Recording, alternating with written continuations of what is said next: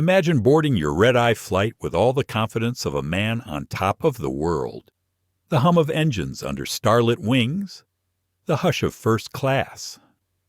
Now imagine being told to step off without a word of explanation.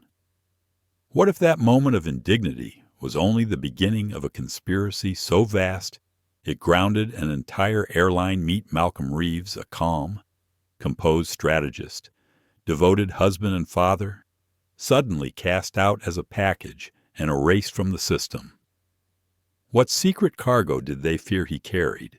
Who pulled his name from the shadows and triggered a network-wide shutdown?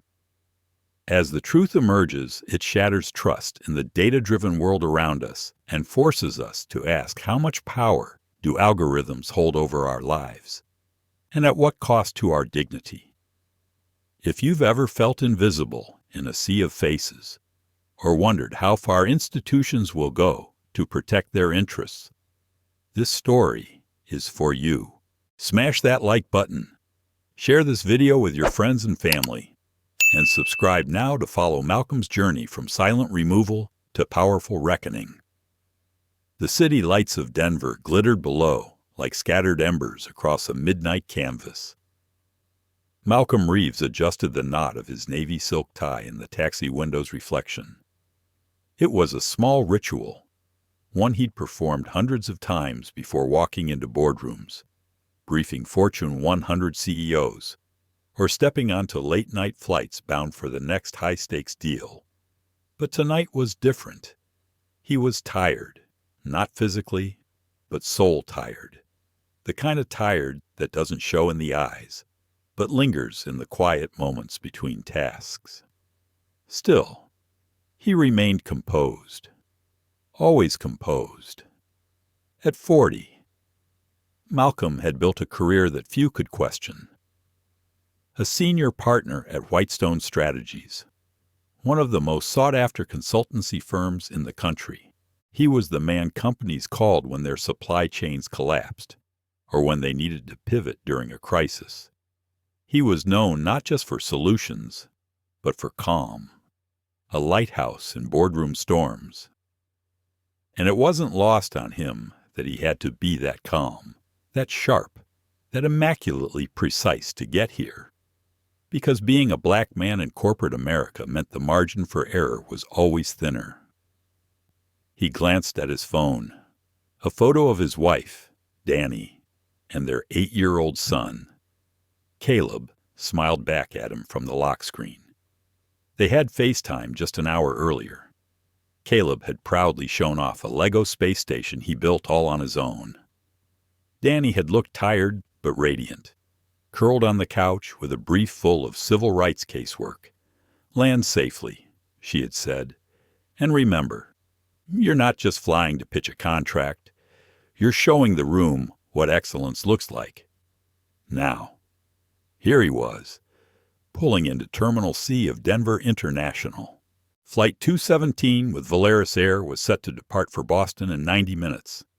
His assistant, Jamie, had already checked him in. First class, seat 2A, an aisle he knew well. Inside the terminal, the chaos of travel buzzed all around him. Families in matching sweatshirts, business travelers hunched over laptops, college kids asleep across their backpacks. But Malcolm walked through it all like water. Smooth, centered. His black carry-on rolled effortlessly beside him. His steps were precise, his shoes clean, his charcoal wool coat unwrinkled despite a 14-hour workday. At the Volaris Lounge, the atmosphere shifted. Quiet jazz, dim lighting, whispers of conversation, and the soft clink of glassware. He ordered sparkling water and sat near the windows, watching aircraft blink in the darkness. Then he opened his laptop. Inside were not just presentation slides. There were proprietary logistics strategies, data models that predicted distribution gaps months ahead. It was the culmination of a 6-month initiative with a pharmaceutical giant looking to overhaul their East Coast supply chain. If this pitch landed, it would lock in one of the biggest consulting contracts of his career. He took a deep breath, centering himself. Then he started clicking through the slides one more time. The process, the familiarity, the rhythm had calmed him. Boarding for flight 217 to Boston is now beginning, came the lounge announcement. Malcolm closed his laptop gently, slid it into the leather briefcase, and stood. He thanked the lounge attendant with a small nod and made his way to gate C28. The line for first class was short. The gate agent, a young woman with frizzy auburn hair, scanned his pass without a smile. She didn't make eye contact. Malcolm was used to that. Sometimes it was exhaustion. Sometimes it was discomfort. Sometimes it was nothing at all. But he noticed it every time. "Thank you," he said anyway.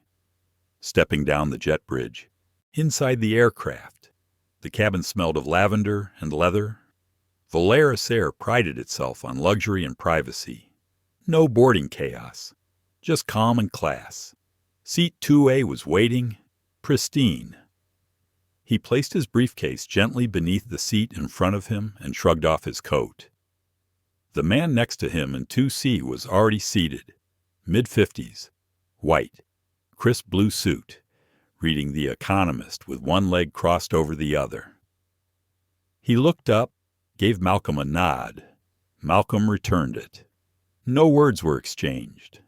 That, too, was part of the unspoken first-class culture. Respectful silence, the understanding of space. A younger flight attendant approached with a practiced smile. Her name tag read Trina. "Would you like anything before takeoff?" "Mr. Reeves," she asked. "Just water, please." She nodded and walked off. The plane slowly filled. Business types. A young family further back. A tall woman in a designer coat who frowned at the lack of overhead bin space. Malcolm leaned his head back. The cabin lights dimmed to a soft amber. The hum of the engines was comforting.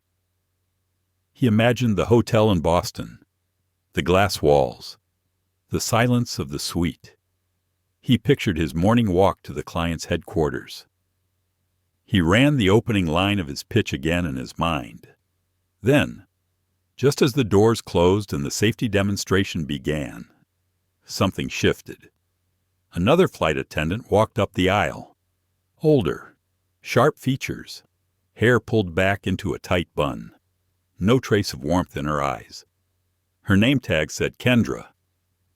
She stopped at Malcolm's row and looked directly at him. "Mr.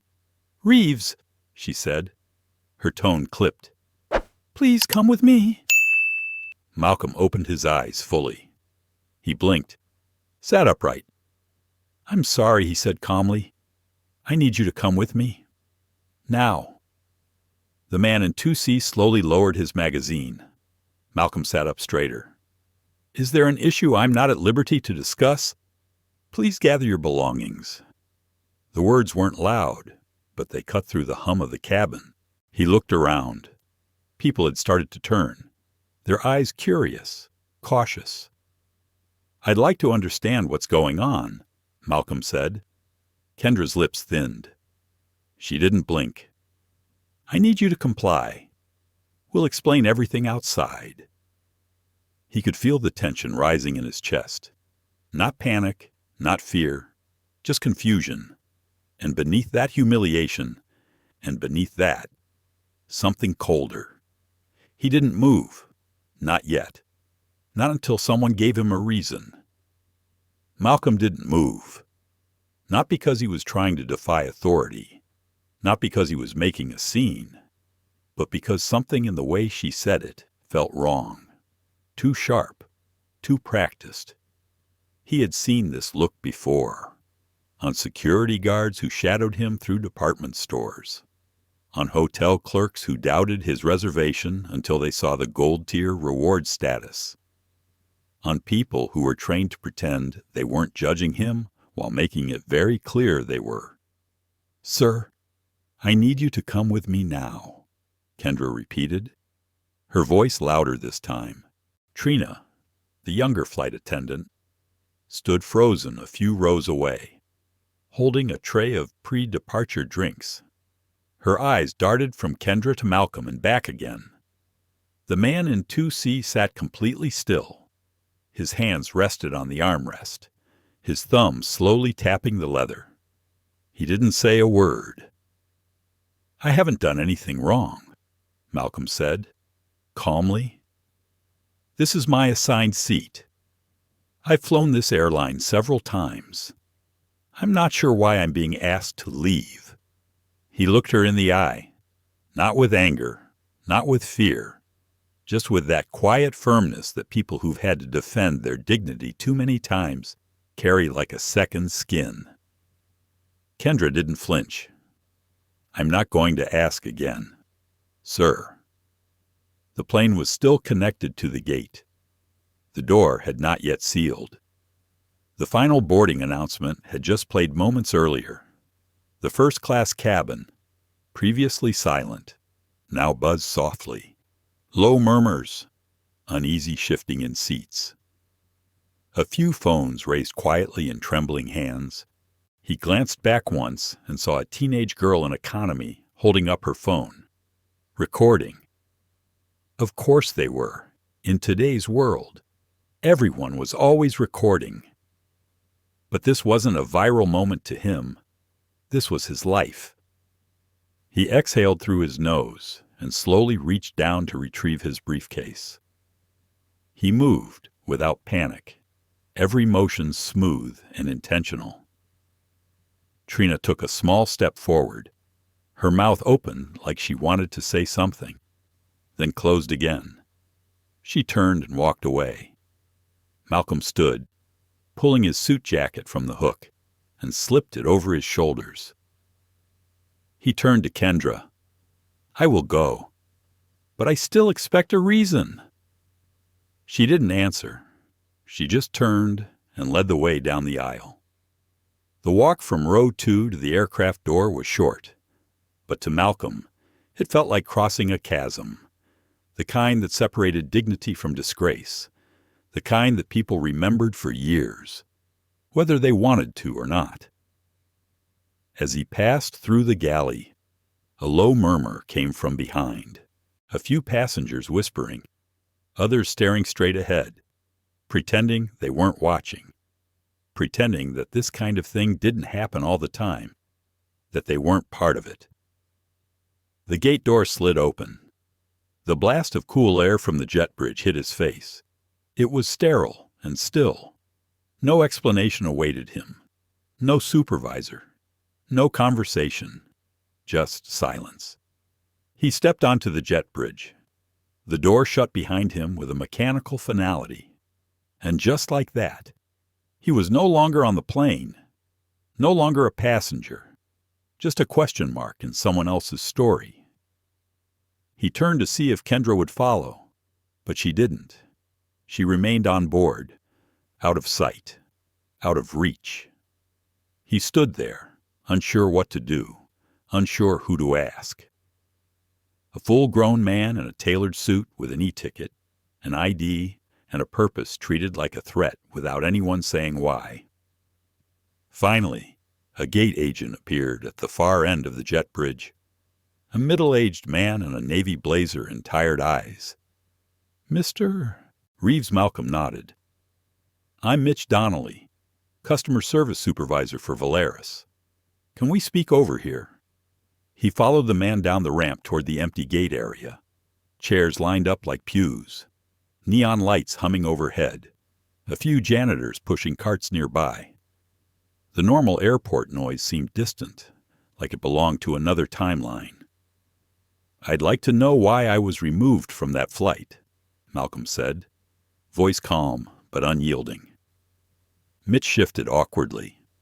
"It was a crew decision. I'm afraid I don't have more details." Malcolm narrowed his eyes. "You're the supervisor. You're telling me you don't know why one of your passengers was removed?" "I was told it was a passenger comfort issue. The flight crew has the discretion to remove anyone they feel might pose a disruption to the cabin environment." Malcolm blinked, slowly, disruption. I didn't raise my voice. I didn't move. I didn't even finish my water. I understand, sir. No, you don't. Mitch looked down at the tablet in his hand, avoiding eye contact. Malcolm ran a hand across his jaw, trying to stay grounded. He'd practiced restraint his entire life, but this was something else. He pointed toward the window, where Flight 217 still sat on the tarmac. I have a pitch at 9:30 tomorrow morning in Boston. This is the last flight that gets me there on time. Can I be reboarded? Mitch hesitated. I'm afraid not. Once a crew decides to remove a passenger, they can deny reboarding. Then book me on another flight. Mitch looked pale. I'm sorry, sir. All remaining departures to Boston tonight have been canceled. What he tapped rapidly on his screen? It appears there's a system-wide operational freeze. Volaris has just grounded all domestic routes. Every outgoing flight is suspended until further notice. Malcolm stared at him, disbelief tightening his throat. You grounded the whole airline? Mitch's eyes flicked left, then right. He stepped a little closer. I'm going to level with you, he whispered. I was just told that this was a network integrity issue. Our IT systems flagged something serious. No more flights are leaving tonight. It came down less than 5 minutes ago. He held up his tablet. On it was a blinking red alert. Operational Lockdown Code 9B.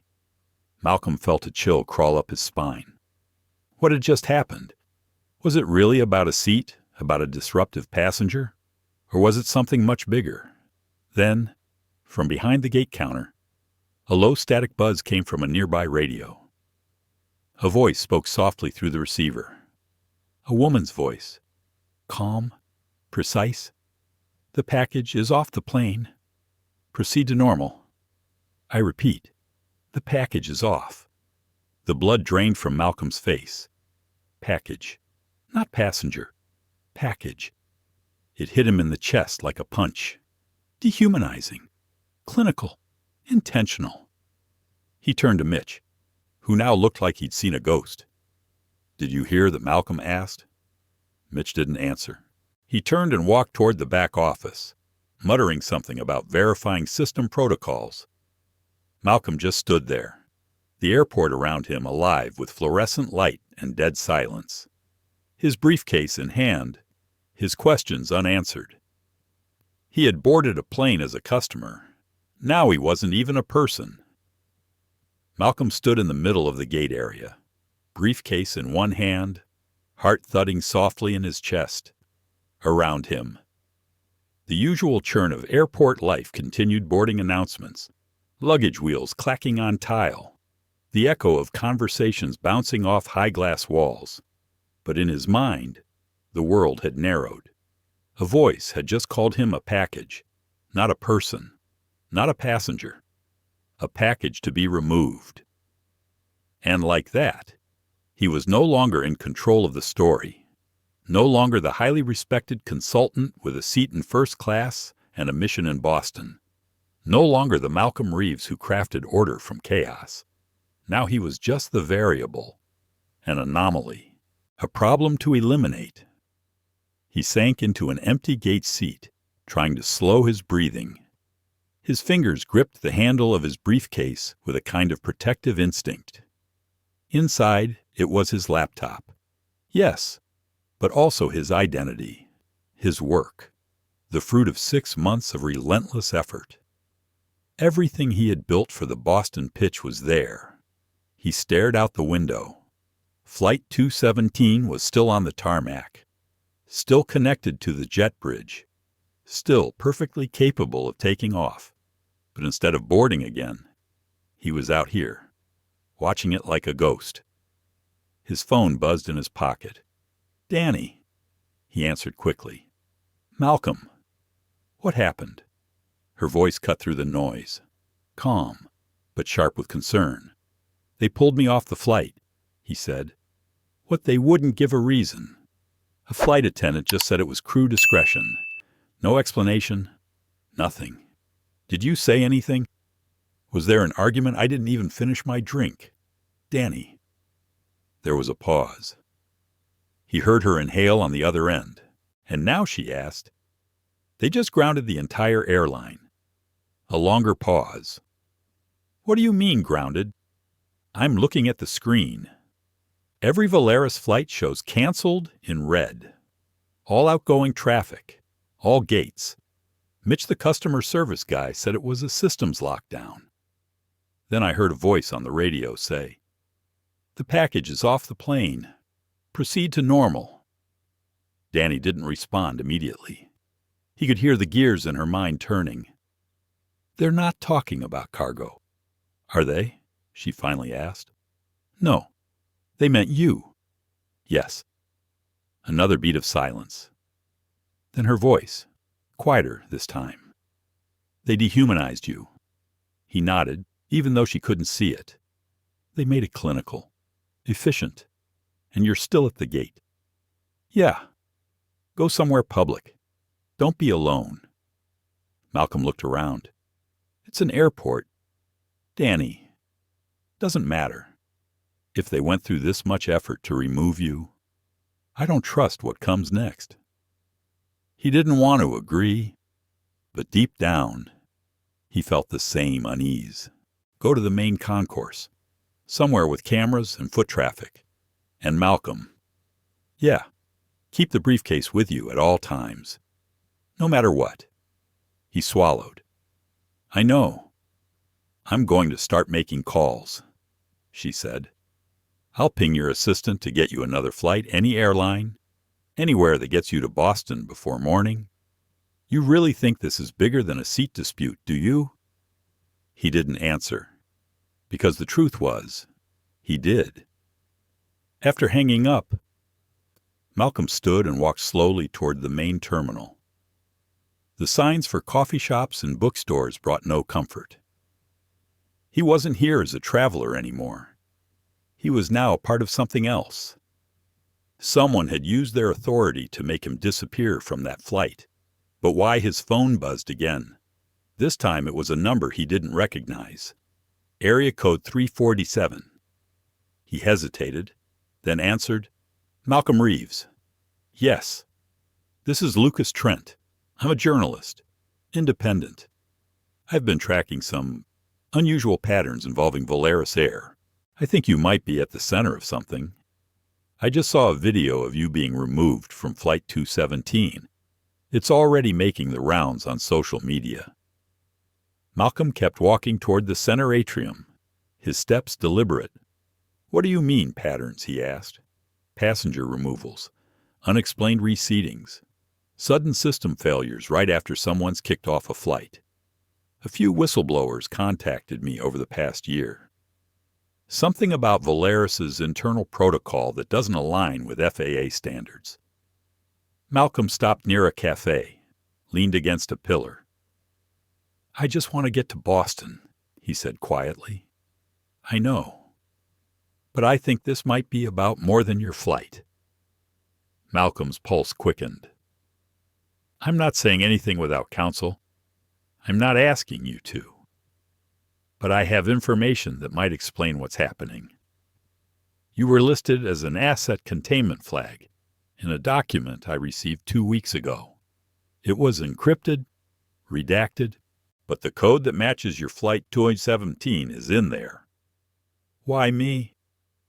"That's what I'm trying to figure out." Malcolm felt a wave of heat rise in his chest. "I'm not a threat. I'm not a whistleblower. I'm not carrying state secrets." Lucas paused. "What's on your laptop?" Malcolm didn't answer right away. He looked down at the briefcase again. "There's a proposal," he said, "for a restructuring of a pharmaceutical supply chain. It could save them millions. It's confidential. But nothing illegal. Could it disrupt other interests, hurt competitors, I suppose? If it exposed flaws or undercut pricing strategies." Lucas exhaled into the phone. "Then maybe that's enough." Maybe you're just inconvenient at the wrong time. A flash of memory surfaced. The man in seat 2C, silent, watchful, reading The Economist. Something about him had felt off. Could he have been watching more than headlines? "Are you saying this was coordinated?" Malcolm asked. "I think you were removed to create space, or confusion, or both." Malcolm didn't respond.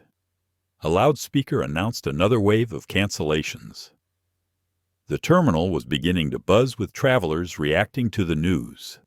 Dozens of people around him were now refreshing airline apps and crowding the help desks. But Malcolm felt like he was standing outside all of it, like he wasn't really here. He walked slowly to an empty bench and sat, his briefcase tight against his leg. What if this was targeted? What if this wasn't just corporate chaos? What if someone wanted access to him or something he carried, and this was how they did it?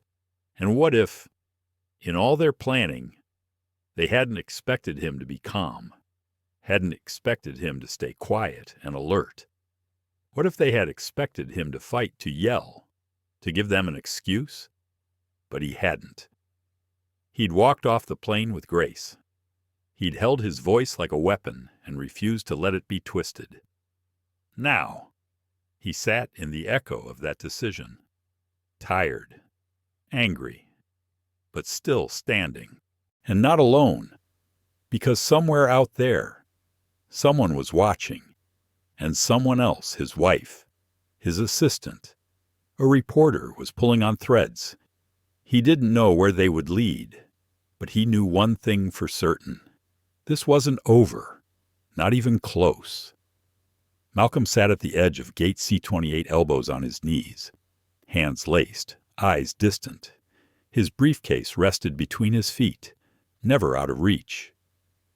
The murmurs of delayed passengers filled the terminal behind him, but his mind had narrowed again. Like a camera lens zoomed too close. Package. They had called him a package. Not a person, not a man.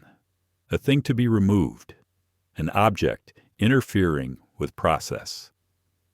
It wasn't the first time he had been dehumanized in silence, but it was the first time it had been done so openly, so publicly, and so mechanically that it felt engineered. He reached slowly into his jacket and pulled out his phone.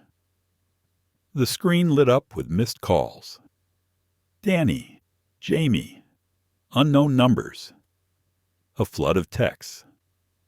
Some concerned, some confused, one from a colleague asking, "Heard you missed the flight.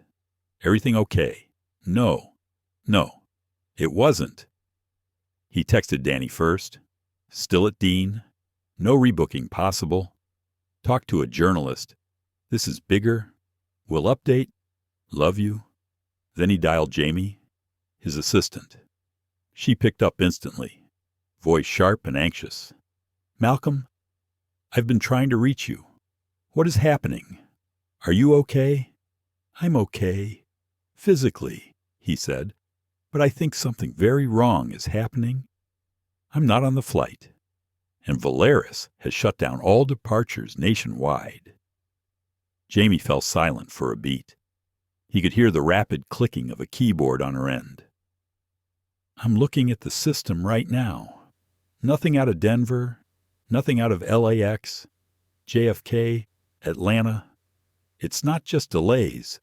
It's like someone flipped a switch." He nodded, even though she couldn't see. "I've never seen a total halt like this without weather or a federal order." She continued, "You said you were pulled off the plane crew discretion. No reason given. A flight attendant asked me to follow her. I asked why. She said I had to come off. I stayed calm, didn't resist. They brought in gate agents. As soon as I left the plane, the airline grounded its entire network." Jamie whispered something under her breath. "What was that?" I said. "This is some cloak and dagger nonsense, and I hate that you're in the middle of it." He sighed. "Get me on another carrier. Boston, Philly, even New York if needed. Anything that gets me east. You got it. Hold tight. I'll text updates. Malcolm ended the call and leaned back. The overhead lights hummed faintly. The air felt dry, recycled, stale. He wasn't sure how long he sat there before a voice spoke beside him. You still haven't moved, it said. He turned. It was Trina, the younger flight attendant from the plane. She stood in civilian clothes now, a hoodie over her uniform shirt, her hair pulled into a low bun. No smile, just tired eyes. I don't want trouble, Malcolm said quietly. She shook her head. I'm not here for that. Then why are you here? I felt I owed you a moment. Off record. He blinked. You stayed quiet. Back there. I didn't have a choice. There's always a choice. Her eyes flicked sideways. Not when you're low on the totem pole.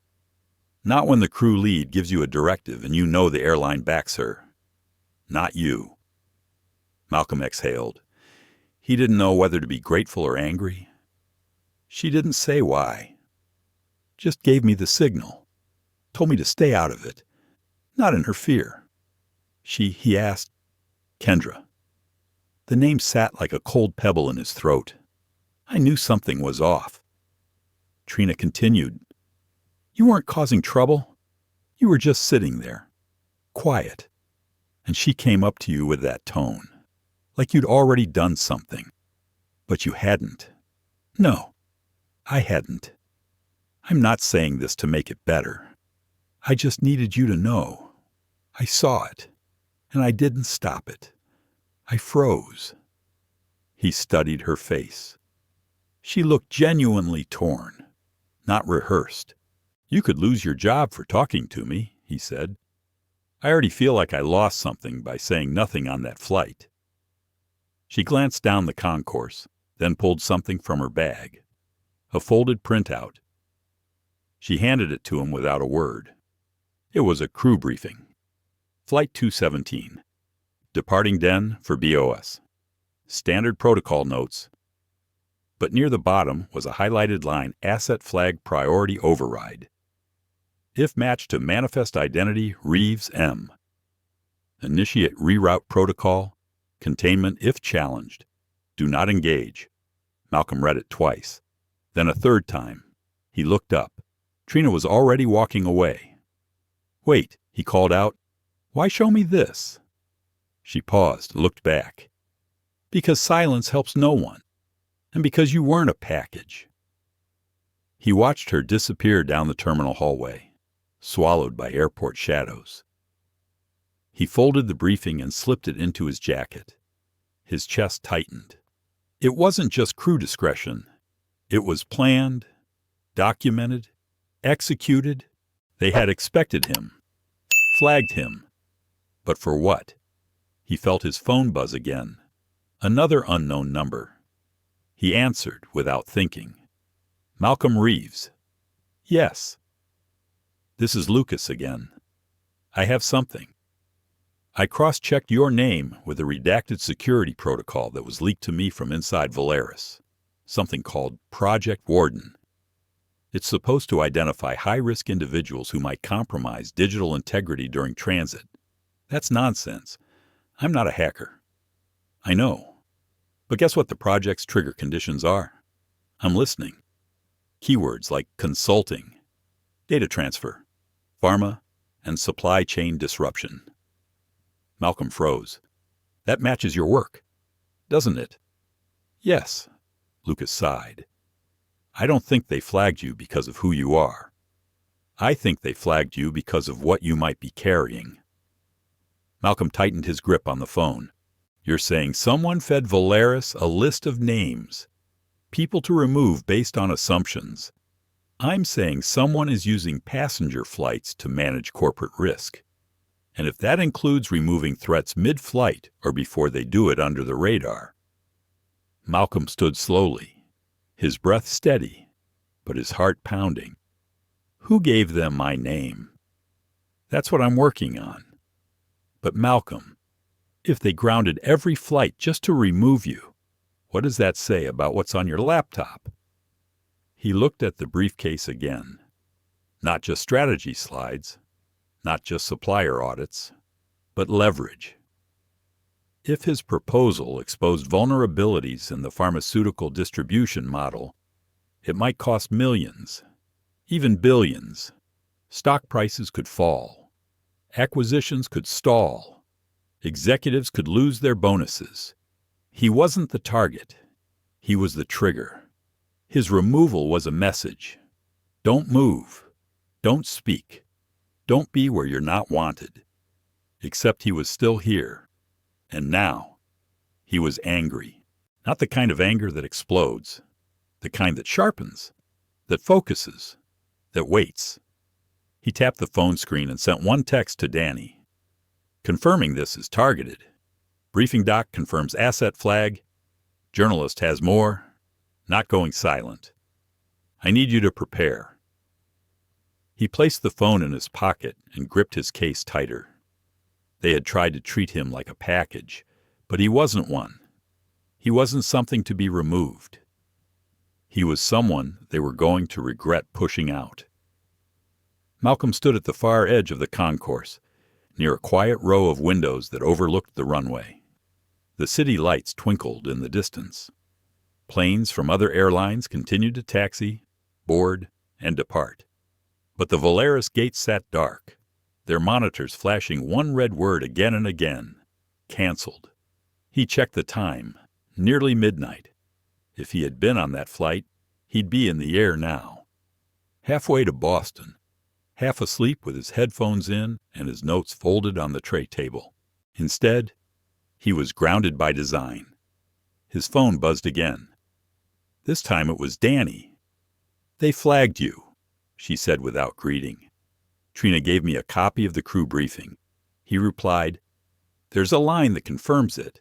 My name, a directive, asset containment. Danny was silent for a moment. Then she said, this just got bigger. You already thought it was big. I didn't think it was planned at that level. This isn't just a case of profiling. Malcolm, this is a protocol. They used your name like a threat detection trigger. That changes everything. He looked down at his briefcase. It hadn't left his side since he walked off the plane. Not for a second. I think it's about the data I'm carrying, he said. Lucas thinks so too. He found cross-references between my line of work and a Volaris internal program called Project Warden. It flags passengers based on vague keywords. What keywords? Consulting, pharma, data transfer, supply disruption, all words that were in the email Jamie used to book the flight. They scraped the reservation metadata. That's what it looks like. Danny muttered something under her breath. This isn't just unethical, she said. It could be illegal. They can't surveil passengers like that without consent. Unless they frame it as security, Malcolm said. Danny sighed. The moment they use that word, everything gets murky. They get cover. He rubbed his eyes, the weight of fatigue catching up to him. But his mind kept turning. I need to know who told them I was a threat, he said. That might be hard to trace. Someone gave them my name. Maybe not your name, she replied. Maybe your profile. That idea stuck with him. Not him. A version of him. A data point. A silhouette on someone's digital radar. The calm, composed consultant who suddenly triggered an entire airline shutdown. He ended the call, promising to check in again soon. He found an empty seat at a nearby bar and ordered black coffee. It tasted like cardboard, but it kept his senses sharp. He pulled out his laptop, connected to the airport Wi-Fi, and opened his files. The presentation looked innocent enough. Charts, bullet points, supplier maps, risk matrices. But embedded in one of the appendices was a slide marked confidential. It contained pricing models that exposed how a few top pharmaceutical companies had been manipulating distribution agreements to squeeze smaller hospitals. Not illegal. Not yet. But deeply unethical. And if made public, potentially explosive. This wasn't just business strategy. This was leverage. And someone knew it. As he sat there reviewing the data, a man took the seat beside him. Malcolm looked up cautiously. The man was tall, mid-50s, with salt and pepper hair and a gray trench coat. He looked like someone who had walked out of an old political thriller. "Mr. Reeves," the man said calmly. Malcolm closed his laptop. "Do I know you?" "No. But I know who you are, and I know what was done to you tonight." Malcolm didn't answer. He watched the man carefully. "I'm not with Valaris," the man said, "and I'm not law enforcement. Let's just say I monitor things. When systems break, I notice. And what broke tonight?" The man gave a thin smile. "The illusion." Malcolm's jaw tightened. "You're being used. Mr. Reeves," the man said. "You were identified, removed, and now they're trying to erase the trail. But they made a mistake. They underestimated the power of a small disruption. They thought they could erase a moment, but they triggered a storm." "You're being vague," Malcolm said. "Because if I'm specific, I become a threat. And threats get removed." Malcolm narrowed his eyes. "Why are you here to warn you and to give you something?" He slid a small envelope across the bar. Malcolm hesitated, then opened it. Inside was a single business card. No name. Just a secure email address and a QR code. "Use that when you're ready," the man said. "But be careful. Every move you make now will be watched. Every contact. Every call. They're not trying to scare you. They're trying to isolate you. And you're what my guardian angel? No. Just a man who hates bad systems." Before Malcolm could say another word, the man stood and disappeared into the crowd. Malcolm sat frozen for a moment, then slowly placed the card in his wallet. His phone buzzed again. A message from Lucas. "Tip just came in. Internal memo leaked. Valaris board is in emergency session. CEO Grayson Rourke has gone off-grid. Media blackout in effect. Something's unraveling." Malcolm stared at the screen. Grayson Rourke, the man behind the curtain, CEO of Valaris, a legend in the airline industry, praised for innovation, feared for discipline, the kind of executive who smiled for cameras and fired entire departments without blinking. And now he was hiding. Whatever this was, it had rattled the top. Another message came in. This one from Jamie. "No flights to Boston, JFK, Philly, even DC all booked. Not just Valaris. Other airlines too. It's like someone locked the East Coast down. I'm trying charter routes. We'll keep you posted." He read it twice. Then again, not just Valaris. All major carriers were mysteriously full. No last-minute availability, no open seats, not even coach. He wasn't being denied a flight. He was being boxed in. Malcolm looked down at the coffee in his hand, gone cold. It wasn't just that they wanted him off the plane. They wanted him stationary, predictable, contained. They wanted to know exactly where he was and exactly where he wasn't, and if he didn't figure out why, soon he might never move freely again. At 2:14 a.m. Malcolm sat in a quiet corner of the airport bookstore, lit only by the dim glow of overhead track lights. His coat was folded over the arm of the chair, his tie loosened at the collar. Around him, the airport had entered its ghost phase. Concession stands were shuttered. Janitors moved like shadows between gates. And the buzz of activity had dulled to a low, eerie hum. His laptop was open again. The familiar glow of his presentation was almost comforting now.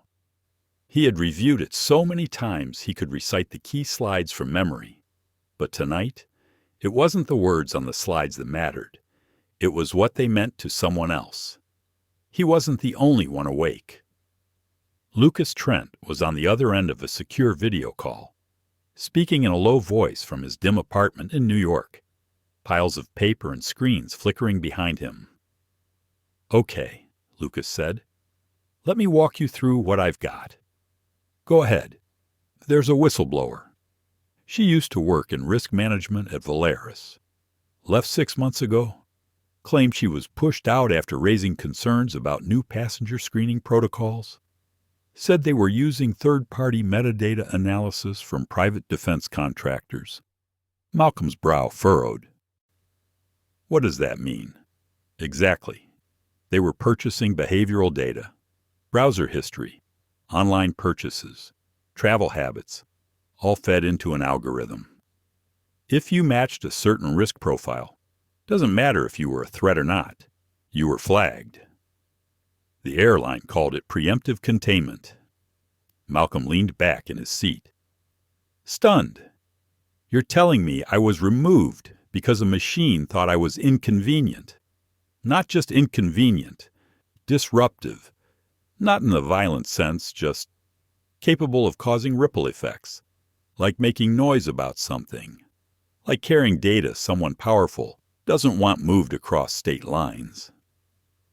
Malcolm stared past his screen, at the shelves lined with novels and biographies. Each book told a story, and his, apparently, had been rewritten by a faceless program. "Who's feeding this system?" he asked. Lucas rubbed his forehead. "That's the part I'm digging into. The contractor is a company called RLX Dynamics. They work in predictive analytics. Their biggest clients are in national defense. But lately, they've been selling systems to the private sector insurance companies, telecom, and apparently airlines. What do they get in return? A cut of the consulting fees, a stake in any systems they help implement, and sometimes political cover. They bury stuff." Malcolm's eyes narrowed. "So someone fed my profile into that machine, and it said I was worth stopping." "Exactly. And if you're flagged, they can move you like a chess piece, or remove you altogether." There was a long silence between them. Malcolm felt the chill creep back into his bones. "You said there's a whistleblower. Do they have proof?" "Yes. Internal emails. One of them includes a list of trigger words. Guess what's on it?" Malcolm didn't speak. Lucas answered for him. "Data transfer, pharma logistics, price transparency, equity disruption, all of them, and my name no. But your booking email, your assistant's contact, that metadata hits all 4 triggers." Malcolm's hands curled slightly into fists. He had worked too long, too hard, to become this an entry in a spreadsheet. A variable flagged not for who he was, but for what he might say. "I'm not a risk," Malcolm muttered. "I'm a professional, doing my job." Lucas looked at him, voice steady. "And that's exactly why you're dangerous. You're credible, composed. You don't need to raise your voice. You carry weight just by walking into a room." Malcolm looked away from the screen. That hit deeper than he expected. He had spent years perfecting that walk, that presence, that ability to command attention without triggering fear. The fine line every successful black man was forced to walk. Respectable, but never threatening. Articulate, but never too assertive. Sharp, but never too loud. And now they'd use that against him. "I have to go public," Malcolm said quietly. Lucas sat back, eyes narrowing. "Are you sure they tried to erase me? Then they tried to isolate me. What happens next? Silence me completely." Lucas leaned forward. "If you speak, they'll retaliate. I'm not doing this for revenge. I'm doing it so this doesn't happen to the next guy, the next woman, the next kid just trying to get to a meeting. Lucas nodded slowly. I'll publish the first piece in the morning. I'll include the internal memos, the asset flag, the security freeze orders. But you'll need to give me a quote. Your voice has to be in it. Malcolm looked at his own reflection in the dark window beyond the bookshelves. He looked tired, but not broken. He straightened his shoulders. You can quote me saying this, he said. I wasn't a threat. I wasn't a danger. But I became a problem because I carried something valuable, my knowledge, my integrity, and they wanted to keep that grounded. Lucas gave him a small nod. Solid. A few hours later, as the sun began to edge across the Denver skyline, the story broke. The Man They Grounded, An Airline to Silence, by Lucas Trent. Within minutes, it began trending. First on X, then Reddit, then the morning news circuits. Malcolm's name was in the headline. So was the term asset containment. So was the flight number. The story lit a fuse. Some readers were furious, others skeptical, but the conversations were happening. At 7:42 a.m., a Valaris spokesperson issued a vague statement about system anomalies and out of abundance of caution safety measures. But by 8 a.m., 3 other passengers from Flight 2117 had spoken anonymously to news outlets. They described what they saw: the strange removal, the phrase "the package is off," the refusal to explain. One even had video of Malcolm being escorted out calmly, composed, briefcase in hand, and that, more than anything, turned the tide. There was no shouting, no confrontation, just a man quietly walking down the aisle while others looked on in awkward silence. That image, the calm removal of a professional black man without cause, began to ripple outward. Commentators called it chilling. Others called it strategic. Civil rights groups called it a warning shot. By midday, members of Congress were tweeting demands for an investigation. Civil aviation authorities issued inquiries. Independent watchdogs began digging into RLX government contracts. And Malcolm. He sat in the same bookstore chair, now surrounded by whispers. Travelers passed by slowly, giving double takes. A few recognized him from the news. He didn't hide. He stayed there, waiting for the wave to rise. Because it had never just been about him. It had always been about the system. And now the match had been struck. The morning light had filled the airport with its familiar illusion of normalcy. People stood in line at coffee shops. Children tugged at their parents' coats. Overhead, the voice of a gate agent announced boarding for a flight that, for once, wasn't delayed or canceled, but Valaris gates remained dark, screens flickering, agents absent, an entire airline frozen in time. And Malcolm Reeves sat in the middle of it, not just waiting, but watching. The world had caught up to his story. The article had gone viral overnight. His name was now trending, not because he had shouted or protested, but because he hadn't, because he had stood up quietly, carried himself with dignity, refused to disappear in silence.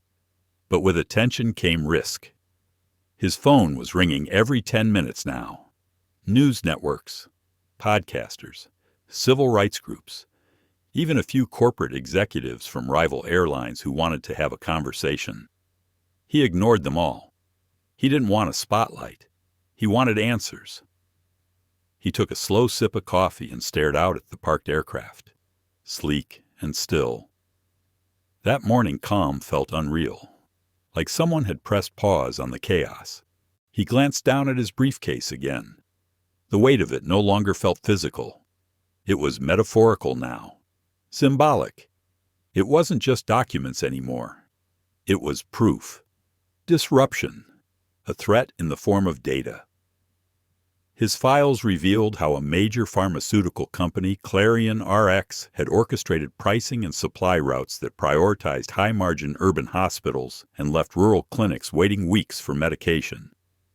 The modeling showed how changes could rebalance access and reduce patient mortality by 12% across low-income areas. It also showed how the shift would cut executive bonuses by millions. He had built the model with the intent to optimize, to solve, but to someone else, it was a threat, and threats were contained. A buzz pulled him out of thought. A text from Danny. "You okay?" He typed back, "Tired, wired. Watching the fallout. We'll make them regret this. They already do." He glanced up at a television mounted above the concourse. The image was grainy, but unmistakable. A live feed from outside Valaris corporate headquarters in Dallas. Protesters had gathered, holding signs that read, "Data isn't dangerous. Flying while black is not a threat. We are not your package." Malcolm looked away, emotions rising unexpectedly in his chest. Gratitude, anger, pride, sadness. He had always kept a firm boundary between himself and politics. Not because he didn't care, but because he had always felt the burden of representation. He couldn't afford to be seen as radical. Not in his world, not in his field. But this wasn't politics. This was survival. Another buzz. This time a call from Lucas. Malcolm answered. "You seeing this?" Lucas asked. "It's exploding." I'm trying not to stare at myself on a terminal TV. "I get it, but you should know, Clarion RX is panicking. Their general counsel reached out to me. They're trying to get ahead of this, claiming they had no idea your data flagged anything." And you believe that Lucas laughed bitterly. They didn't know the specifics, but they knew someone like you, carrying something like that, could blow up the narrative they've spent years building.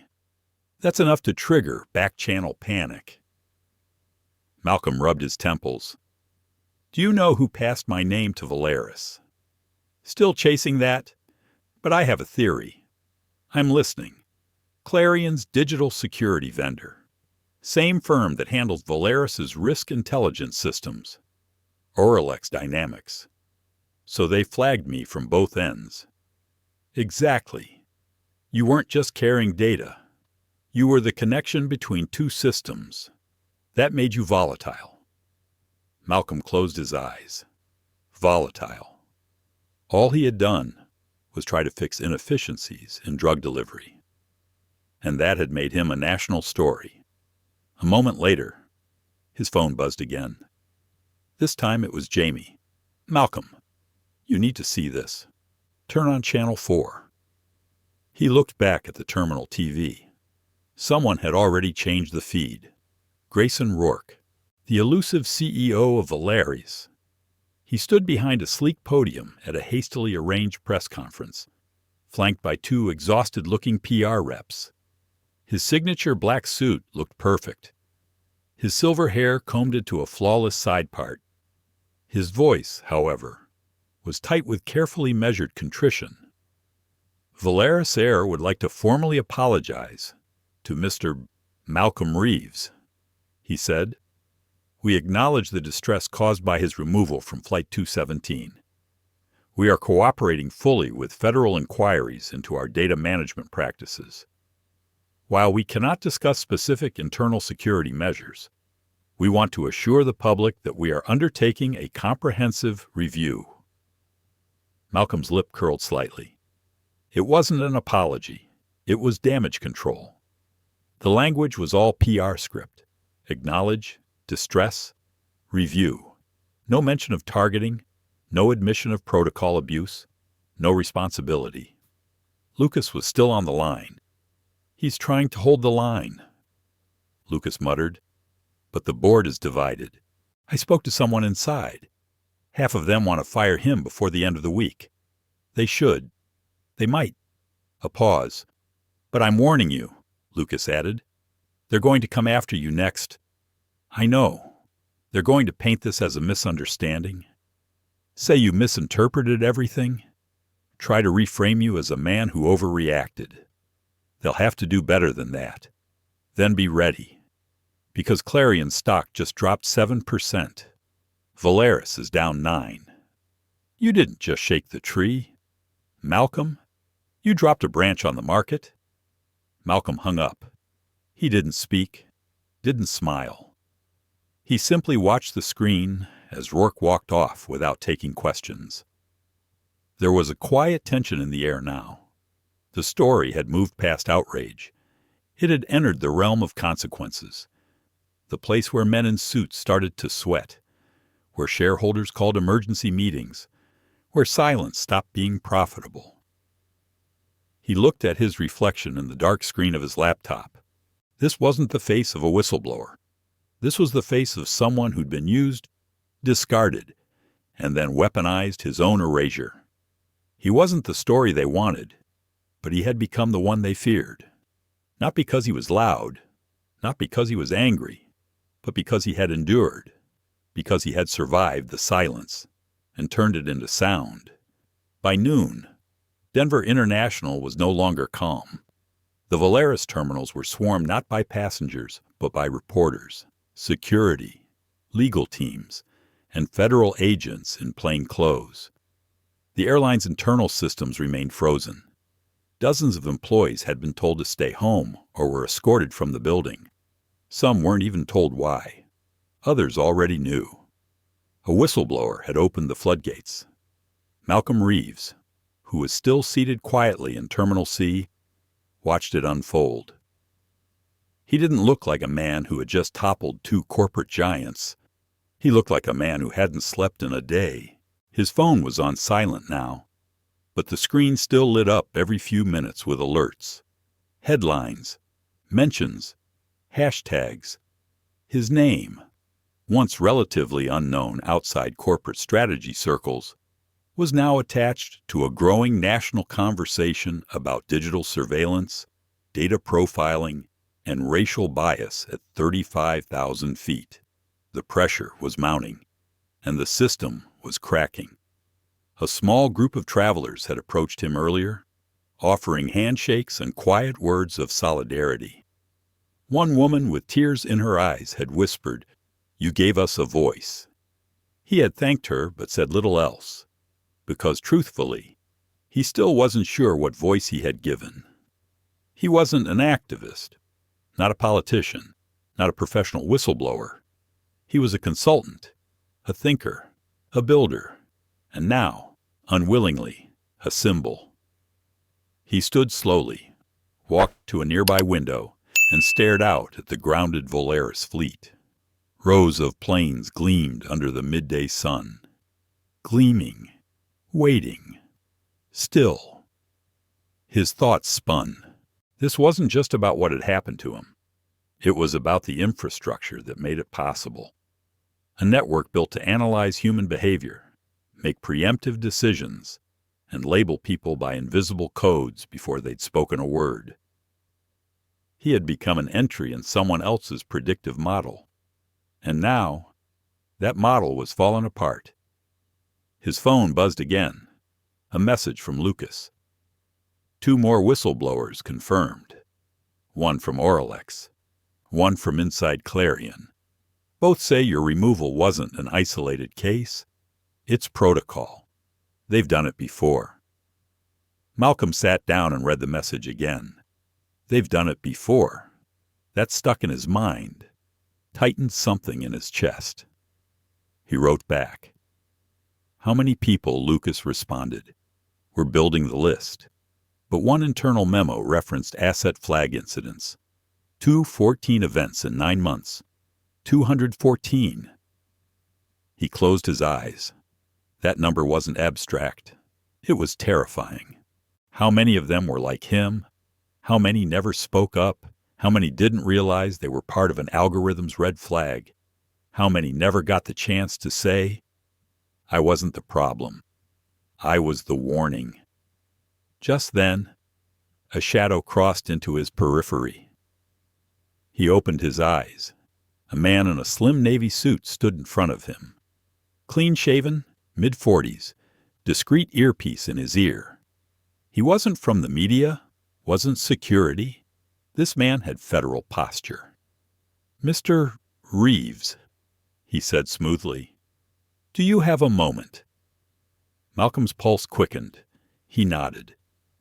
"Agent Cole," the man said, flashing a Department of Transportation badge. "I'm leading the task force investigating the shutdown of Valeris's operations and the associated profiling claims. We'd like to speak with you on or off record. Your choice." Malcolm looked around the terminal. "I'm not going anywhere private," he said. "Understood." Agent Cole replied, "We can talk here. Just want to clarify a few points. You were removed from Flight 2117 yesterday without cause. Correct? Were you informed? You had triggered any kind of security concern? No. I asked for a reason. I was told it was crew discretion. Did the crew provide any documentation or file an incident report? Not at the time, but a flight attendant, later, gave me a copy of the crew briefing. My name was flagged. I was labeled an asset containment risk." Agent Cole nodded. He wasn't surprised. He was confirming. "Do you have the document with you?" Malcolm reached into his jacket and carefully handed over the folded copy Trina had given him. Cole reviewed it, his expression unreadable. "Have you retained legal counsel?" "My wife is one of the top data privacy attorneys in the country," Malcolm replied. Cole raised his eyebrows slightly. "Good." He handed back the document. "We're opening a broader inquiry into predictive profiling in airline systems. What you experienced might be the tip of a much larger issue. I can't speak on record yet, but I'll say this: there are people in Washington who are not happy about what's coming to light." Malcolm nodded. "And what happens to people like me?" Cole hesitated. "Right now, you're safe. But be aware, the more exposure this gets, the more attention you'll draw from both sides. Some will see you as a hero, others, a threat to stability.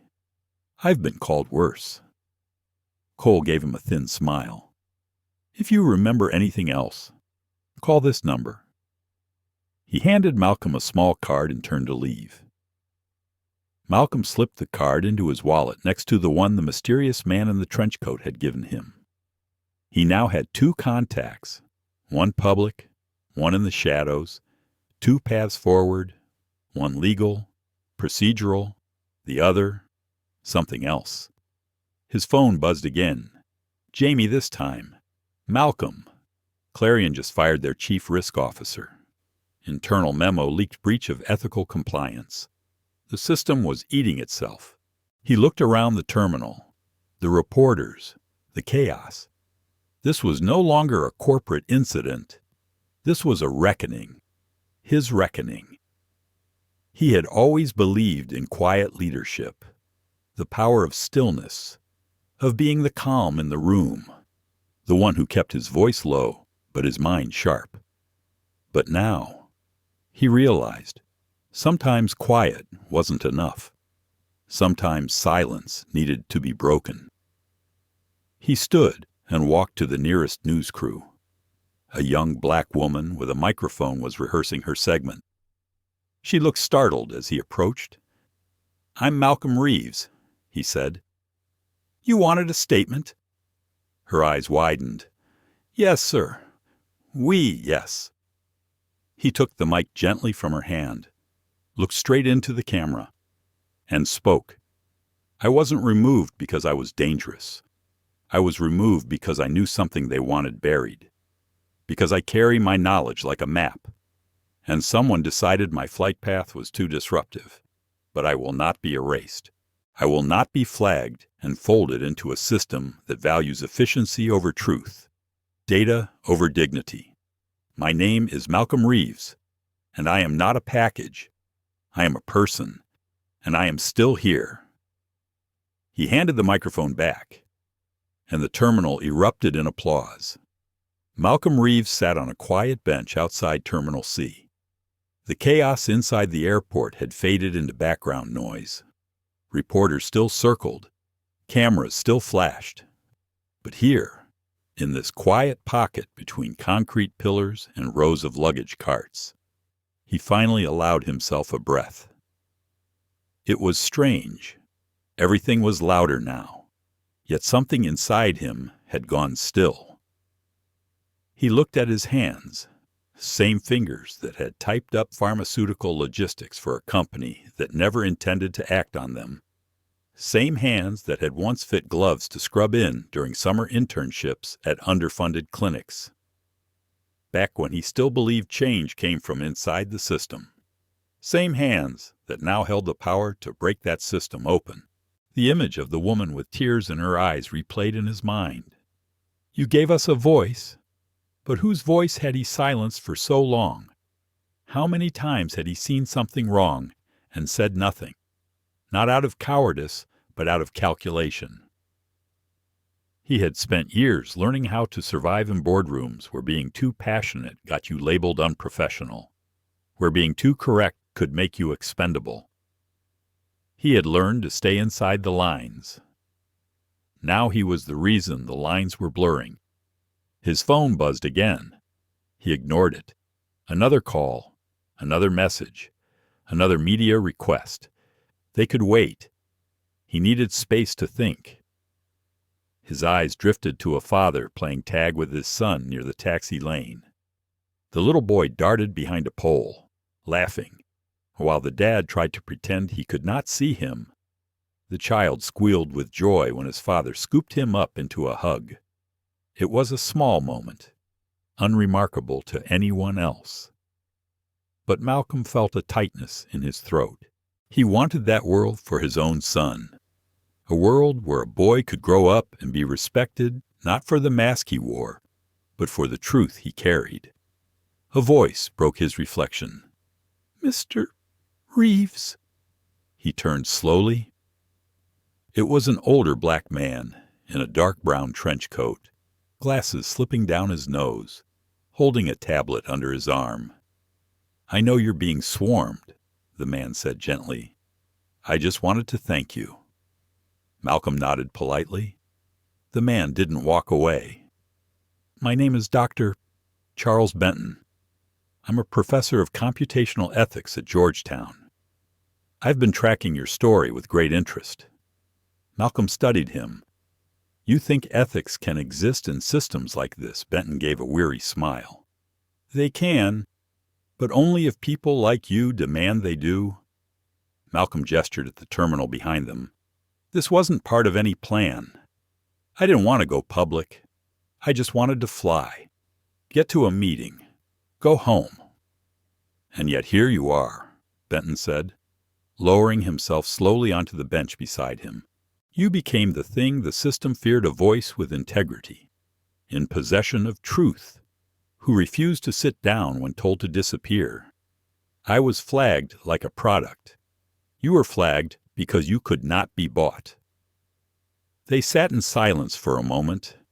Then Benton said, "May I ask you something personal?" Malcolm nodded. "Do you regret how far this has gone?" Malcolm considered the question, then answered, "No, but I regret not realizing sooner how fragile dignity is. You can lose it in a sentence, a gesture, an algorithm." Benton nodded, eyes heavy. "And it's always the people with the most dignity who are asked to carry the burden of preserving it." Malcolm let those words hang in the air. Benton stood, offered his hand. "Keep going. There's more at stake than your story. There are people watching who are deciding whether to speak up or keep hiding." Malcolm stood too. "Thank you, Dr. Benton." The professor nodded once and walked away. Malcolm watched him until he was swallowed by the terminal. He checked his phone again. A new message from Danny. Press conference at Clarion HQ. Internal documents being released under whistleblower protection. Board has called emergency vote. You broke the seal. They can't contain it anymore. Then a second message. Also, Our son just told his entire third-grade class that his dad broke the airplane company 'cause he was too honest. Thought you'd want to know." Malcolm let out the first laugh he'd had in days. Not forced, not bitter, just warm. He typed back, "Tell him we'll talk about nuance later.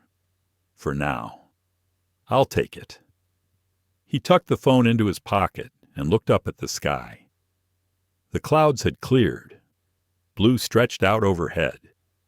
Planes from other airlines moved across the sky like birds small. Steady. Free. He hadn't flown in 24 hours. But he had gone further than he ever expected. Inside the terminal, a new wave of headlines had begun to hit the screens. Clarion RX CEO resigns. Amid data ethics scandal, federal inquiry. Expands into predictive surveillance practices, FAA issues. Emergency guidelines on passenger profiling, and underneath all of them, a name, Malcolm Reeves. He had become the face of something bigger than himself. And the strange thing was, he did not feel afraid. He felt calm, because what they had tried to erase had instead been magnified. What they had called a threat had become a warning light to the world. He turned and walked back into the terminal, not toward the exit, but toward the center, toward whatever came next, whatever he chose. He was no longer moving under someone else's design. He was charting his own path, one step at a time, still grounded, but finally, fully seen. By the next morning, Malcolm Reeves had become more than a trending headline. He was now a debate. Newsrooms ran hour-long specials dissecting every frame of the flight footage. Podcasts dropped emergency episodes. Cable panels argued over language. Was it profiling? Was it protocol? Was it a misunderstanding or a warning? Some called him a symbol of strength. Others called him a troublemaker. Some accused him of exaggerating. Some wanted to crown him a hero. Malcolm didn't feel like either. He sat in a rented hotel room overlooking the runway, sipping coffee that had gone cold hours ago. A television flickered silently in the corner, muted but still displaying his face next to rotating phrases like data ethics and surveillance panic. On the nightstand lay a printed copy of his original presentation, the one he'd intended to deliver in Boston. It felt like a ghost now, a whisper of the world he used to live in. He had never imagined that document would trigger so much noise. Outside, planes began to move again.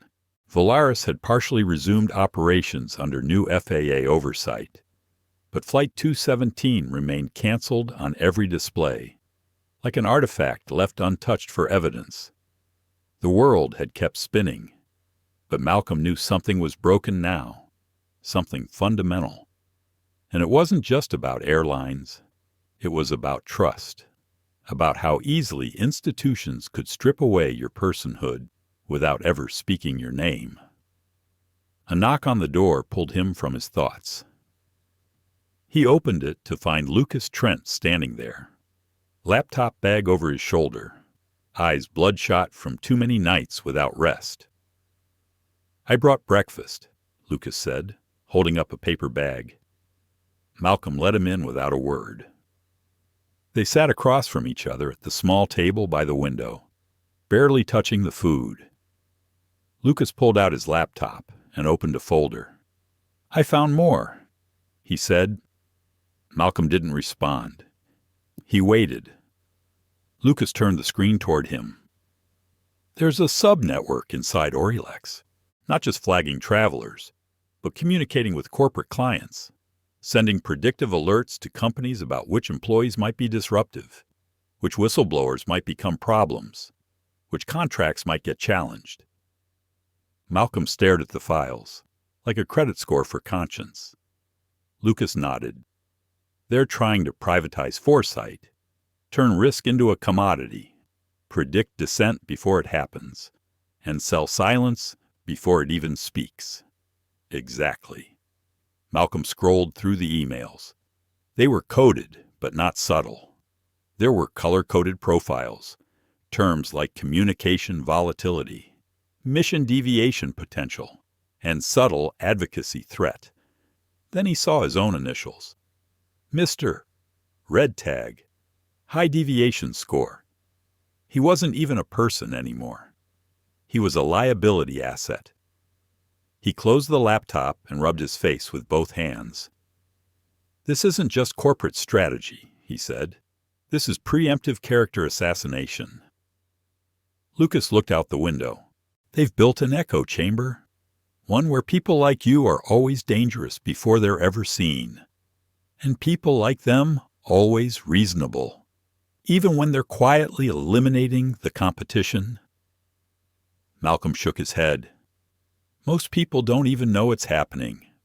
They will. A pause. They already do. Malcolm stood and walked to the window. Outside, a news van pulled up beside the terminal.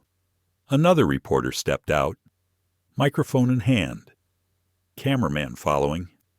Someone leaked the entire RLX protocol last night. Lucas said, "It's everywhere now. Open source forums, investigative threads, even a few Senate inboxes. What are they saying? That it's systemic, illegal in some cases, built on a mixture of consent loopholes and gray market data sales. They used passenger lists, rideshare data, even hotel check-ins. They created a behavioral profile for millions." Malcolm didn't move. Millions. Lucas nodded. "You were just the one who broke the loop." Malcolm exhaled through his nose. He thought about Caleb, about his son asking one day why his dad's name was in the history books. He thought about Danny, stronger than steel, sharp as glass, still fighting even when she had every reason to give up. He thought about Trina, the flight attendant who gave him the evidence, about the teenage girl who recorded his removal, about the janitor who offered him a bottle of water when no one else made eye contact. The story had started with him, but it had never been just his. And now that the truth was echoing across the country, it needed clarity. "Lucas," he said, turning from the window, "what would happen if I gave a live statement? Something formal, something public, not a reaction, but a declaration." Lucas sat up. "You mean like a press conference?" "No, no suits, no podiums, just me, a camera, a plain message, from the source." Lucas nodded slowly. It would cut through the noise. Direct message to the people. No filters. "Can we set it up?" Lucas was already opening his calendar. "Give me 2 hours. 2 hours later."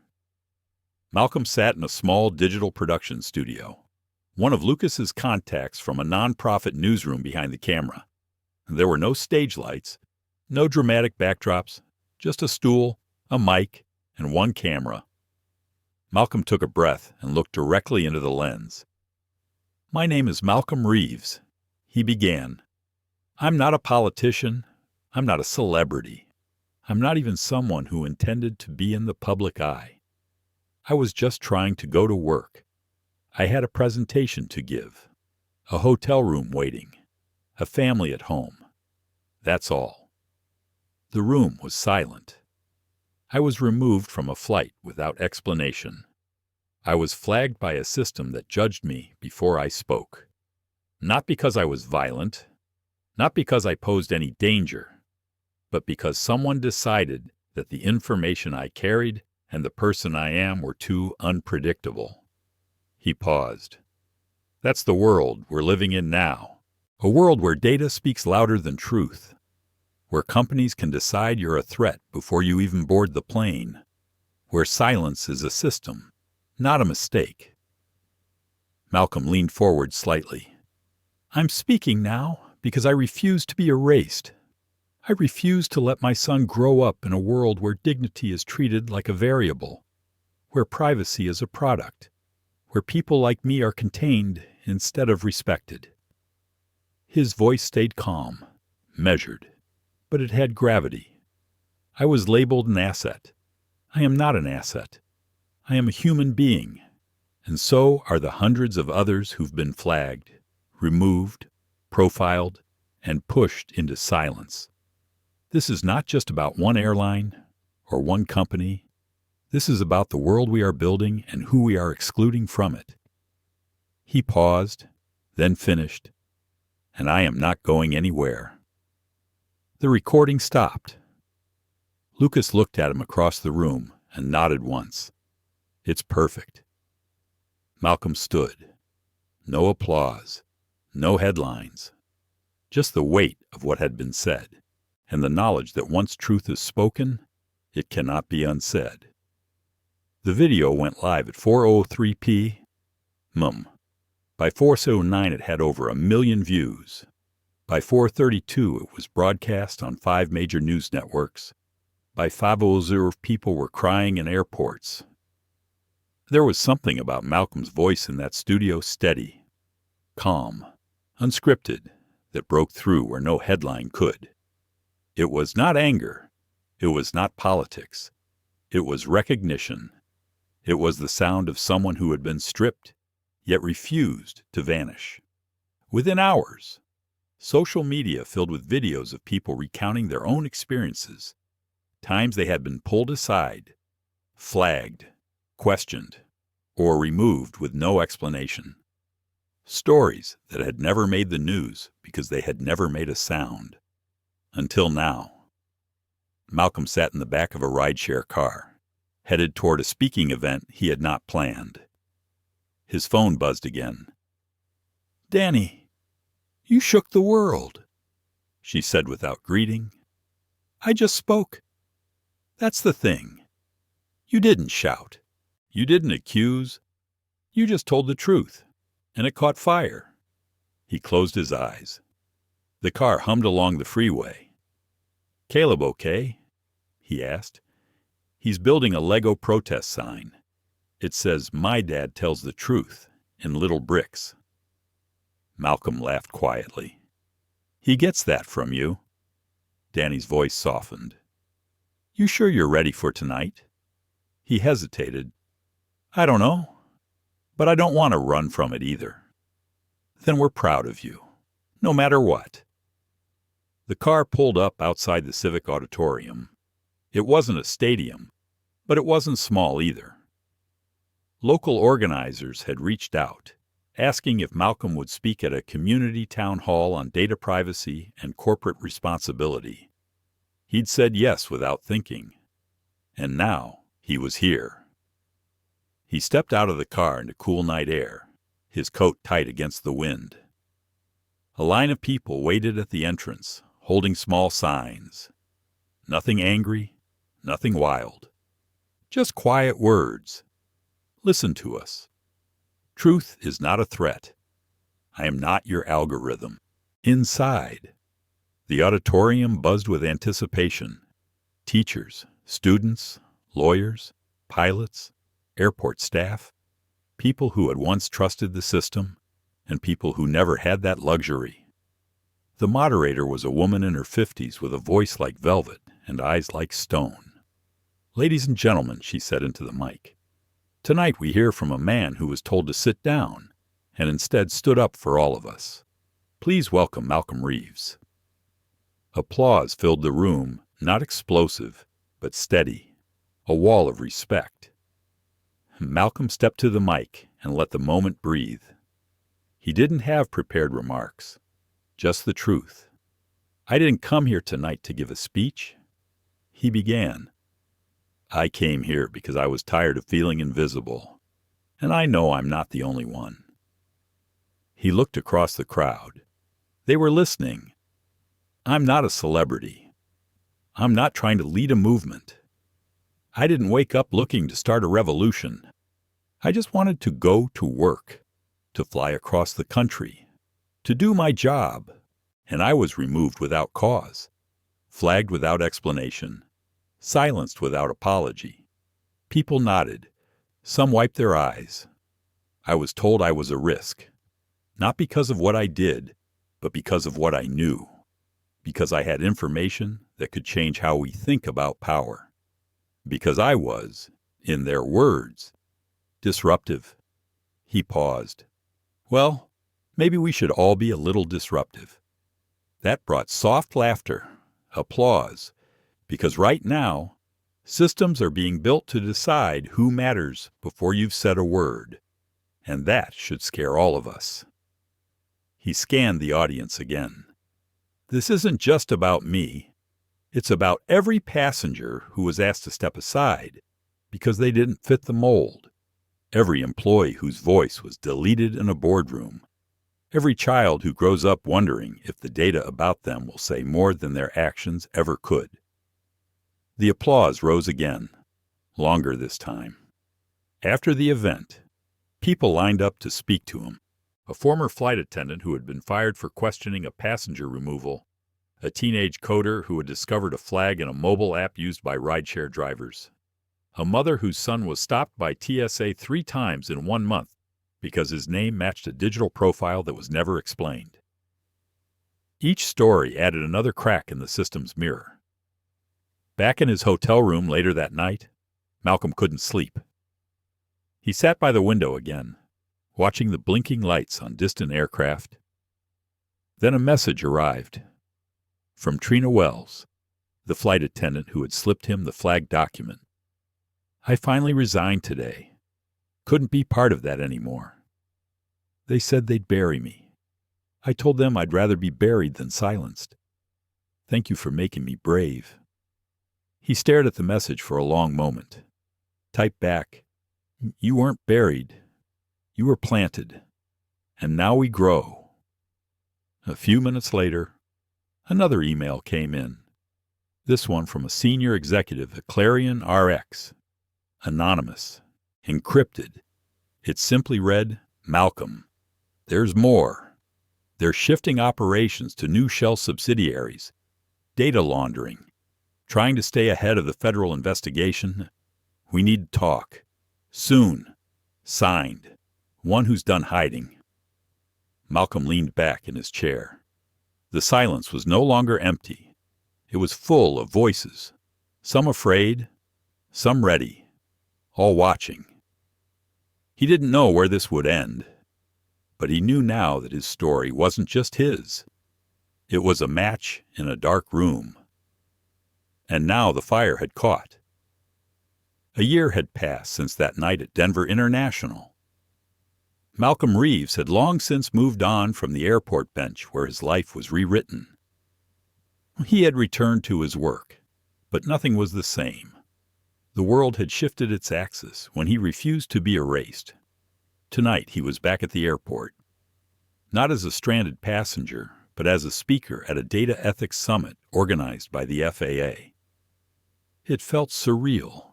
The same terminal where he had been forced off a flight, where the Volaris fleet had ground to a halt, where his dignity had been tested. Tonight he would board a plane again, a plane that would carry him to Boston for a keynote address on corporate accountability in the age of data. He arrived at Terminal D and paused outside the security checkpoint. He reached into his jacket and touched the boarding pass in his pocket. It was for Flight 435 to Boston Logan.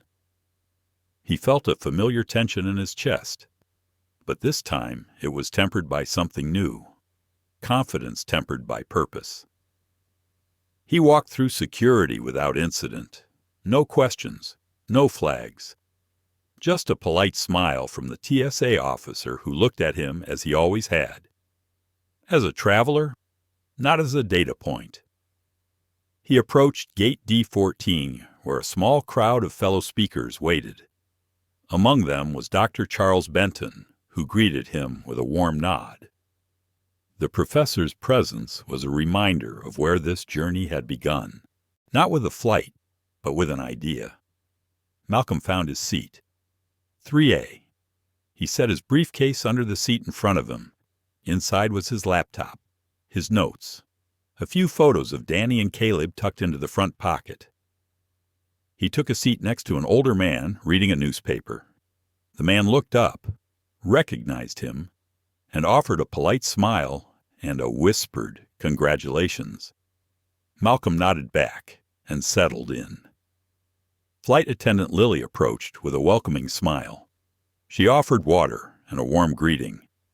She did not ask him to move. She did not call him a package. She treated him as a person. The engines began to hum. The cabin lights dimmed. Malcolm leaned back and took a deep breath. He closed his eyes for a moment and recalled the journey. The sudden removal. The ground network freeze. The whisper of package in his ear. The viral expose. The town hall. The community voices. The FAA investigation. The new federal guidelines. The Reese Act that required airlines to document and justify every passenger removal. The legislation had passed with overwhelming support. He opened his eyes as the plane began to taxi. He glanced at the wing lights reflecting against the terminal windows. He imagined the votes in Congress and the staffers who had crafted the amendments. The data firms that had been forced to sell their predictive protocols to oversight. The whistleblowers who now felt safe to speak. The journalists who had filmed his calm defiance. Above all, the little boy who had built a protest sign with Lego bricks. Caleb had learned an important lesson about truth and courage that he would carry his entire life. The plane turned onto the runway. The engines surged. The cabin accelerated gently forward. Malcolm felt the familiar lift as the aircraft climbed into the night sky. He watched the lights of the airport shrink below until they were just a ribbon of white. Then everything was dark. He breathed in, felt the clean recycled air, heard the soft click of seatbelts, knew that soon they would reach cruising altitude, and then the world would expand beneath them. He pulled out his phone and opened the messaging app. He typed to Danny. In the air again. Feels different. Thanks for everything. See you soon. Love. A moment later came a reply. Safe travels. Proud of you. Caleb says Dad only needs a window seat to change the world. He smiled. He tapped back. He's right. The flight attendant dimmed the cabin lights for takeoff and then brightened them again once they leveled. Lily walked through offering a blanket. Malcolm accepted it gratefully. The hum of the engines became a lullaby. He reached down and opened his laptop. He reviewed his notes for the keynote address, but he no longer felt the need to rewrite anything. The story was his truth. Minutes later, the seatbelt sign turned off. Announcements welcomed them to the flight. Malcolm closed his laptop and leaned back. He allowed his mind to drift.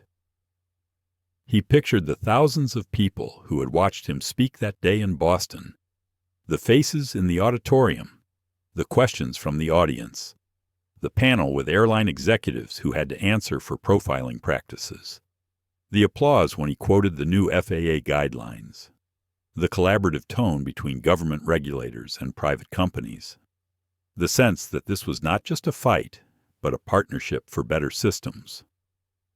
He thought of the community town hall in Denver, where ordinary travelers had shared their stories, each one a thread in a tapestry of truth that he had helped weave. The line of speakers that night had included a former Volaris flight attendant, an IT manager from Oralex Dynamics, a nurse from a rural clinic supported by his proposal, and a teenager who had recorded his removal. The echoes of their voices had filled the chamber. He recalled Dr. Benton's words. That dignity relied on people demanding it. That apology without accountability was just noise. That data had to be wielded with conscience. That systems were only as good as the people who refused to let them dehumanize. And he remembered Caleb's question when he tucked him into bed last week. Dad, what is the most important thing you learned? He had answered truthfully. That silence can be a fire or a cage. We decide which by how we use our voice.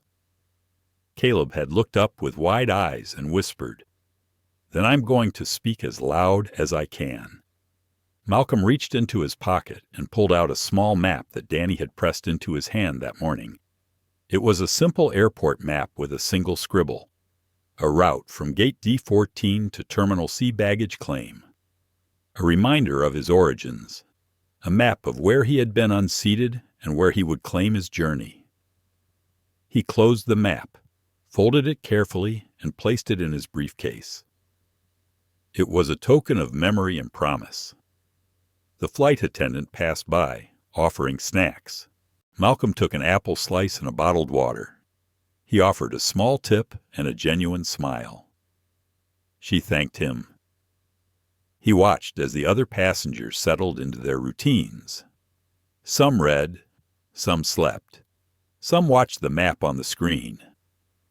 All of them participants in the journey of thousands of flights that cross the country each day. Each flight a small world with its own rhythms. Each traveler a story. He pressed play on his own audio recording of the FAA Data Ethics Summit. His keynote began. His voice filled the cabin softly, calm, clear, honest. He let it play for a moment while he closed his eyes. He let the words wash over him. How data must serve people. How trust must be earned. How corporate power must be balanced with human rights. How dignity must be unflagged. How notifications of risk must never become instruments of erasure. He opened his eyes as the flight attendant came by to collect headphones. He offered a nod of thanks and reclined his seat. He watched the video monitor fade to a map showing their progress. Boston was a dot ahead, just a few hundred miles and a couple of hours away. He felt the gentle vibration of the cabin. He felt the warmth of the blanket. He felt the story settle inside him, not as a burden, but as a legacy. Above the clouds, the night sky was vast. Stars twinkled faintly. He thought of the countless other flights, each carrying dreams. He thought of the families waiting at airports. He thought of the new FAA guidelines that required airlines to notify passengers in writing if they were removed and the reason documented. Of the new oversight committees that included passenger rights advocates. Of class action suits that had been settled with funds to support tech access in rural hospitals. Of policy reforms that had reached state legislatures. He thought of the ripple effect of his quiet defiance. How one removal had stopped an airline. How one statement had sparked a movement. How one voice had forced accountability. And he thought of tomorrow. He would land in Boston at dawn. He would step onto the jet bridge and see Danny waiting. He would descend the escalator and hug Caleb. He would walk into the airport and feel the ground under his feet. He would remember where he had been and where he was going. The flight continued in peaceful hum. Passengers rested under soft light. He watched the screen. The altitude climbed. The distance fell. The journey was nearly complete. He leaned his head back and closed his eyes. In the quiet between the engines and the night sky, he whispered to himself, "I am not a package. I am a person, and I am still here." Malcolm Reeves's ordeal reminds us that every human being is more than a data point or an algorithmic flag.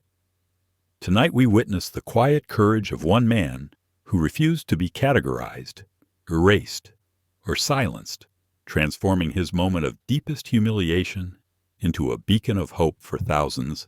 As you turn off this video, carry with you the weight of his journey, the pain of being forced off a plane without cause, the strength to expose systemic abuse, and the triumph of restoring dignity where it was almost lost. Let this be our shared promise to demand transparency from those in power, to speak up when injustice appears, and to defend each other's right to be seen and heard. If this story moved you, show your support by liking, sharing, and subscribing to the channel. Join us for more true story explorations that challenge the status quo and celebrate the humanity in all of us. Thank you for watching, and stay tuned for the next chapter in Stories That Matter.